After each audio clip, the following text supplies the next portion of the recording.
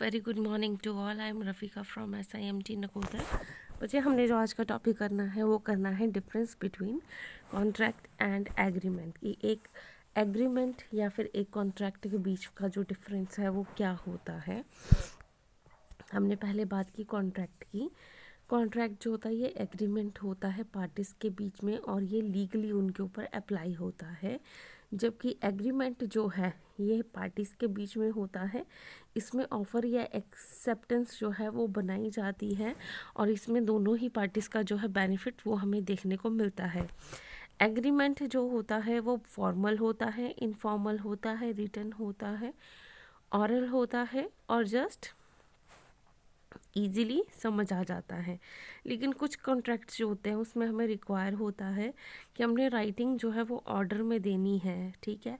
और एग्रीमेंट जो है टू पार्टीज़ के बीच में एक लीगल ऑब्लिगेशन जो है वो क्रिएट करता है कि वो उन्होंने करना ही करना है और क्या चीज़ें उन्होंने नहीं करनी, कि वो क्या उसमें कर सकते हैं और क्या नहीं कर सकते, ये उनको पहले से ही पता होता है। और इसमें जो है कॉन्ट्रैक्ट जो होता है वो कि एक लीज़ होती है, एक प्रोमिसरी नोट होता है या फिर वो रेंटल एग्रीमेंट में आ सकता है, ठीक है। कॉन्ट्रैक्ट जो है वो हमने डिवाइड किया है टू एक्सप्रेस करते हैं। ये एक एक्सप्रेस होता है या फिर इम्प्लाइड होता है।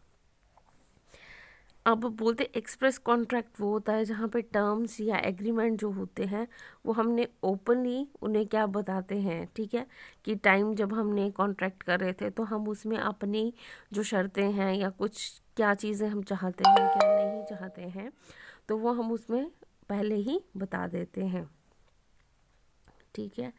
और इसमें जो है टाइम ऑफ मेकिंग में ही हम इसे बताते हैं कि हमने इसमें प्राइस कितना देना है सर्टेन गुड्स का, कब, कैसे, किस तरीके से देना है, ये जहाँ सारी ही चीज़ें जो है वो क्लियर होती हैं। अब वैलिड कॉन्ट्रैक्ट जो है उसमें 10 वैलिड एलिमेंट्स होंगे तभी वो एग्रीमेंट जो है वो कॉन्ट्रैक्ट माना जाएगा। यानी कि हम कॉन्ट्रैक्ट की अगर से बात करते हैं तो कॉन्ट्रैक्ट के अंदर इन 10 चीज़ों का होना ज़रूरी है। अगर ये 10 चीज़ें नहीं हैं तो ये जो कॉन्ट्रैक्ट है ये क्या हो जाएगा, वॉइड हो जाएगा। सबसे पहले इसमें जो है ऑफ़र या एक्सेप्टेंस जो है वो हम देखते हैं कि इसमें ऑफ़र या एक्सेप्टेंस जो है वो होनी चाहिए। इसमें हमारी इंटेंशन होनी चाहिए कि हमने लीगल रिलेशंस को क्या करना है, क्रिएट करना है। हमने एक लॉफुल कंसिडरेशन बनानी है जिसमें हमने उनसे किस बेस पर लेन देन करना है वो देखना है। यहाँ पे हमने कैपेसिटी देखनी है पार्टीज़ की कि क्या पार्टीज़ एक्चुअली में ये चीज़ें कर सकती हैं।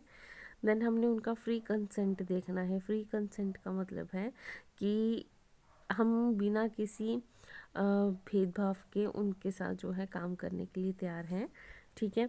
हमने एक लॉफुल ऑब्जेक्ट बनाना है कि हम जो भी काम कर रहे हैं वो बिल्कुल सही है और वो लॉ के अकॉर्डिंग है। हम राइटिंग में या रजिस्ट्रेशन जो है उसकी करवाएंगे और इसमें सर्टेनिटी होनी चाहिए कि जो हम काम कर सकते हैं हम वही चीज़ों को लेकर चलें। फिर नेक्स्ट जो है पॉसिबिलिटी ऑफ परफॉर्मेंस, कि इसमें जो हम परफॉर्म कर रहे हैं या जो हम करना चाहते हैं उसकी पॉसिबिलिटी होनी चाहिए।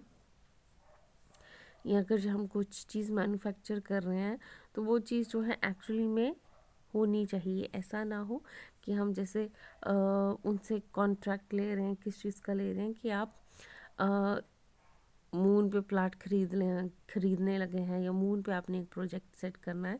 तो जो पॉसिबिलिटी ग्राउंड्स हैं वो हमारी कहाँ पे होनी चाहिए, डाउन टू अर्थ होनी चाहिए। और ये जो है वॉइड नहीं होना चाहिए, इसे एक्सप्रेस हमने वॉइड नहीं करना है। तो ये जो 10 एलिमेंट्स हैं ये आपके होने चाहिए अगर से आप कोई भी कॉन्ट्रैक्ट जो है वो बना रहे हैं। अब हमने बात करनी है एग्रीमेंट की। एग्रीमेंट क्या होता है, कॉन्ट्रैक्ट तो हमें पता चल गया। एग्रीमेंट जो है ये दोनों माइंड्स जब इकट्ठे होते हैं हम उसे कहते हैं एग्रीमेंट। जो है ये दो पीपल्स जो हैं वो बनाते हैं जब वो एक पर्टिकुलर इशू के ऊपर करते हैं। इसमें उनका ऑब्लिगेशन, ड्यूटीज़ या राइट्स जो हैं वो होते हैं। जबकि एग्रीमेंट जो है समटाइम हम यूज़ करते हैं एग्रीमेंट को, समटाइम हम एज ए कॉन्ट्रैक्ट भी कह सकते हैं क्योंकि ये लीगली बाइंड हो जाते हैं। इनका ऑरल या फिर रिटन एग्रीमेंट जो है वो होता है और ये जो है बहुत बड़ी टर्म होती है। इसमें उनकी अंडरस्टैंडिंग होती है जिसमें लीगल बाइंडिंग तक वो नहीं पहुंचती, ठीक है। और इसमें जो है एक रिटर्न या डॉक्यूमेंट जो है वो हम लेकर चलते हैं, जो कि रिकॉर्ड करता है कि उनकी मीटिंग जो है माइंड्स की हो चुकी है पार्टीज़ की, ठीक है।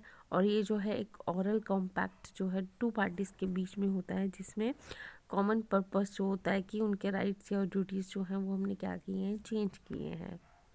एग्रीमेंट जो है वो हमेशा ही कॉन्ट्रैक्ट के जैसा नहीं होता, क्योंकि इसमें कुछ इसेंशियल एलिमेंट्स जो होते हैं वो नहीं होते जैसे कि कॉन्ट्रैक्ट में होते हैं। अगर जो हम बात करते हैं उनमें से एक कंपोनेंट जो है वो है कंसिड्रेशन। इसमें कंसिड्रेशन नहीं होती, इसमें कोई भी उनका माइंड जो है विदाउट लीगल ऑब्लिगेशन के मान जाते हैं। एग्रीमेंट क्या होता है, जहाँ पे हम यूजुअली एक दूसरे को सहमत हो जाते हैं, ठीक है, लेकिन टाइम आने पे हम पलट भी सकते हैं। तो हम क्या करते हैं, इस चीज़ को एग्रीमेंट कॉन्ट्रैक्ट नहीं मानते, क्योंकि कॉन्ट्रैक्ट में आप लीगली बाइंड होते हो, इसमें आप लीगली बाइंड नहीं होते हो। सिर्फ आपका माइंड जो है वो क्या होता है, इकट्ठा होता है, यानी कि सिर्फ आप अपने माइंड के थ्रू ही उसके विचार में अपने हाँ में हाँ मिला देते हो, ठीक है। लेकिन लॉ में, कॉन्ट्रैक्ट में जो है कोई भी एलिमेंट जो होता है लीगल कॉन्ट्रैक्ट का, इसमें ऑफर, एक्सेप्टेंस, कंसिडरेशन जो है ये होनी चाहिए, और इसमें जो है इनकी स्पेसिफिक टर्म्स जो हैं वो हमें मिलती हैं। अब हम बात करते हैं difference between contract and agreement. अब बोलते हैं जो बेसिक डिफरेंस है कॉन्ट्रैक्ट या एग्रीमेंट का, ये क्या है, remedies for breach of contract. Remedies for breach of contract का मतलब क्या है कि हमारे पास अलग अलग वे होते हैं जिसमें हम ये इन्फोर्सिबल करते हैं। इसमें हमारे पास 3 कंडीशंस है जो हमें लीगली बाइंड करती हैं एग्रीमेंट में, जबकि एग्रीमेंट जो है वो वर्क होता है कि इसके ऊपर 2 माइंड्स में एक सर्टेन पॉइंट पे। आज के लिए इतना ही, कल हम यहाँ से स्टार्ट करेंगे। कोई भी प्रॉब्लम है मैं आप पूछ सकते हैं। Thank you class.